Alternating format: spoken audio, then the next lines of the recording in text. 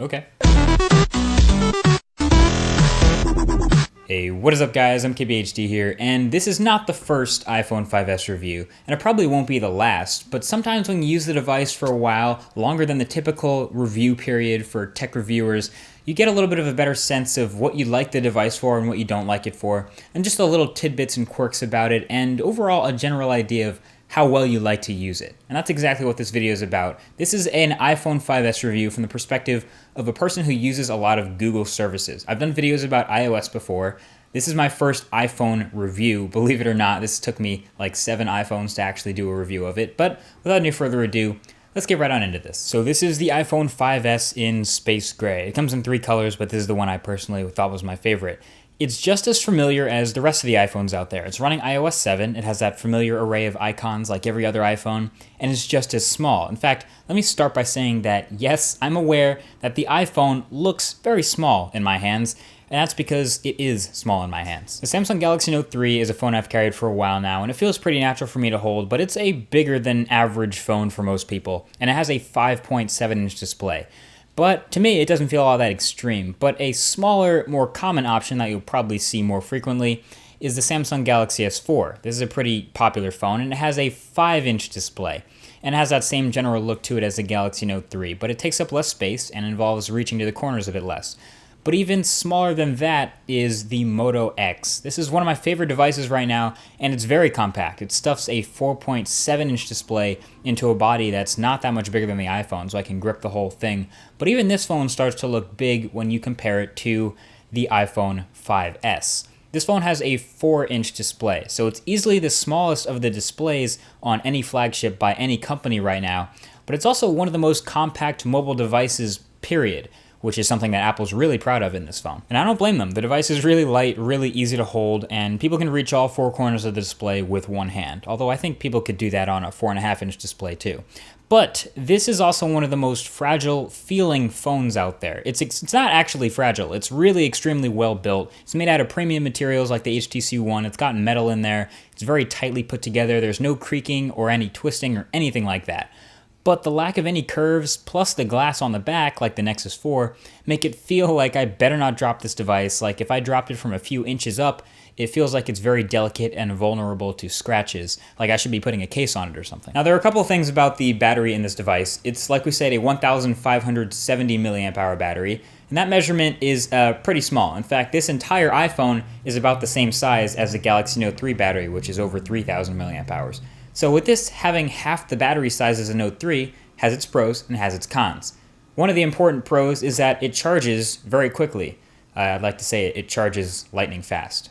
But the cons are immediately that the battery doesn't last quite as long as any other smartphone out there with a larger battery. Now, standby times are excellent on the iPhone. I could go to sleep with an iPhone at 100% battery, not charge it, and it would wake up with 97% battery. That's pretty good. An Android device with a similar size battery might be at 80% when you wake up. So that's pretty good that iOS takes good advantage of what it thinks you should be closing in the background when you're sleeping. But it doesn't have the best battery life during actual use. In fact, it's not even quite as good as the iPhone 5. I'd say maybe 5% worse than the iPhone 5. But it's about the same battery life as you'd expect from an iPhone. So if you're coming from a previous generation iPhone, you won't find too many surprises here with the battery life. Everything else about the hardware, though, is very well crafted. We saw this in the iPhone 5, too. It's solid aluminum on the sides and the back. It has awesome buttons that are precisely crafted so that they don't wobble at all, which is nice. Plus, they have the laser etchings to indicate volume up and down. The chamfered edges are angled ever so slightly inwards. The headphone jack and the lightning port are on the bottom with the precisely milled speaker grill holes. I mean, I don't think it's just about how all of this is in such a small package that makes it a little difficult to appreciate it all, which is why I think the HTC One still feels just as good in the hand. Now, the speakers on the bottom of the iPhone are one of the more interesting parts of it. I expected them to be really good, but check this out. There are 2 speaker grills at the bottom of the iPhone. That looks great. It looks like stereo speakers. But it's actually just a single driver. The right-hand side sort of echoes over to the left-hand side. So if you cover up the left-hand side, you will hear no change in the sound. But if you cover up the right-hand side where the driver is, you can completely mute the speaker. So you have to be sure not to do that by accident. I'll give you a sample of the sound.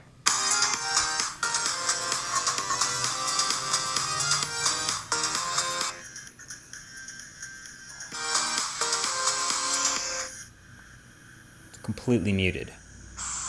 Well, anyway, like we've said, the iPhone has obviously familiar hardware on the outside, but what about the inside? Because that's where the main change came from between the 5 and the 5S. Now, if you thought the Moto X was a consumer-oriented device that didn't care about specs and targeted the average consumer, wait till you see the spec sheet of the iPhone 5S. It has, on paper, the same specs as, literally, not even exaggerating, a flagship from 2011. Meet the Samsung Galaxy S2. Release date, April 2011. Inside, it had a dual-core 1.2 GHz chip, 1 GB of RAM, 32 GB of storage, an 8-megapixel camera, and a 1650 mAh battery.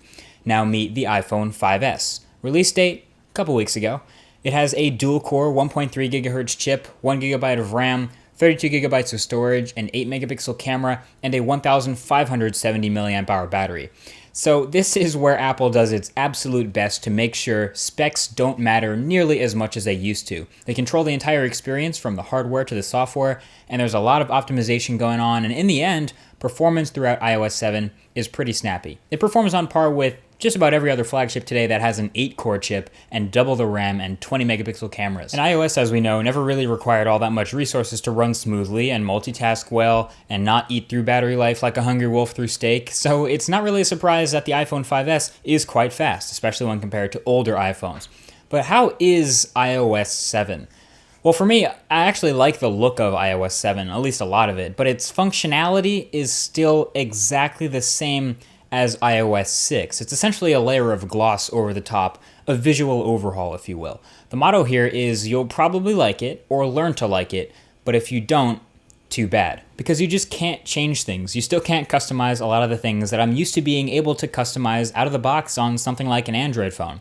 In iOS 7, you'll probably like most of the new icons, but if you don't like one, or two, or several, too bad. You might like the new keyboard, but if you don't, too bad. You might love the new stock lock screen or the new dialer or all the new stock applications, but if you don't, too bad. My biggest gripe with iOS 7 was actually the animation. So every time I unlock the iPhone 5S, there's this new animation in iOS 7 that takes a solid half a second before it lets me do anything on the home screen, and I don't like that at all. And that's too bad. So now anytime I want to unlock the phone, and I already know I want to go to the second page of apps, I have to wait for the animation to finish before I can do anything, because while it's animating, it's unresponsive on the touchscreen. Still bugs me to this day. I wish I could change the animation speed, just speed it up a little bit.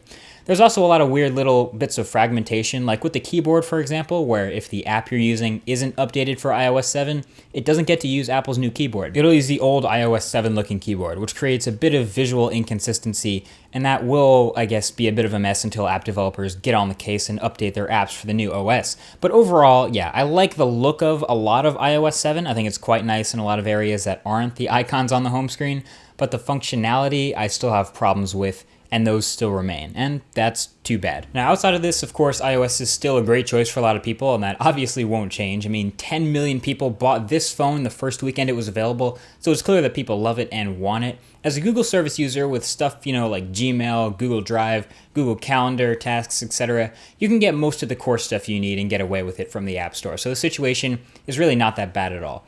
And then there are, of course, the few fringe benefits of the iPhone, like Touch ID, for example, which is the name for the fancy fingerprint sensor in the home button of the iPhone. Lets you unlock your phone or authenticate your iTunes purchases, and you can register up to 10 fingers. Of course, people have also found great ways to register things other than fingers, like their toes, their pet's toes, and even other body parts. But it's a cool feature. It works pretty well, pretty accurately most of the time. Just note that every time you restart your phone, you'll have to re-enter your whole iTunes password before using Touch ID in the App Store again. Another thing that's great about the iPhone is the camera experience. The camera experience, in my opinion, is made up of two different parts. It's the quality and the control. And there's a little bit of a scale, I'd say, between 1 and 10 for quality and between 1 and 10 for control. A lot of devices that have 10 out of 10 for quality, like the Lumia 1020, for example, you can't just give it to a random person on the street and ask them to take a great photo with it. They'll probably have a little bit of difficulty. But if you get a really, really easy to use camera, chances are it's not going to take great photos. So the iPhone strikes a nice balance because on the scale of 1 to 10 for quality, it's around an 8. And on the scale of 1 to 10 for control, it's pretty simple, but it's an easy-to-use app, so that's another 8 out of 10. And I think that is what makes it a very likable camera. You can just open it with a swipe up from the shortcut in the corner and immediately begin to take pictures. I would characterize the camera on the back of the iPhone 5S as a very fast camera in a bunch of different ways. Fast number 1 because it's very fast to take photos and to process shots. Fast number 2 because taking HDRs is very quick, so you don't have to have a necessarily still subject. Fast number 3 because the aperture itself is very fast, is wide open. I believe it's f2.0 or 2.2, which can be a little bit softer than the iPhone 5, but still is plenty fast and great for low light. And again, fast because of the video modes in here. You can take really fast 120 frames per second video and then slow it down to 30 frames per second to get this awesome smooth slow motion effect. So this is a very fast camera. What I most enjoyed about shooting with the 5S's camera though was the low light capabilities. This thing can essentially see in the dark where a lot of the other camera phones I've used fall short. But you can see all the test shots that I took in the full Imgur link in the description right below that like button, where you'll see, low light shots and regular light shots. And you'll see that the photos it takes are really pretty solid. The colors were very accurate, like extremely colorful and saturated. The detail was pretty much all there. It was only a little bit softer than the iPhone 5 because of the wider aperture, but overall, the shots you get out of this thing are very good. Overall though, in terms of the quality of photos and videos you get, and the control you have over them, this is up there in some of the best smartphones you can get to take photos with. So yeah, using the iPhone 5S is just as you would expect. You get great performance, smooth animations throughout, you get that super compact form factor and excellent build quality and design and material choices, and you get the usual quirks with a relatively new operating system, but those will either iron out or you'll get used to them. You get that future-proofness with the new 64-bit architecture, Apple's new chip, and Apple having control over the whole OS and ecosystem.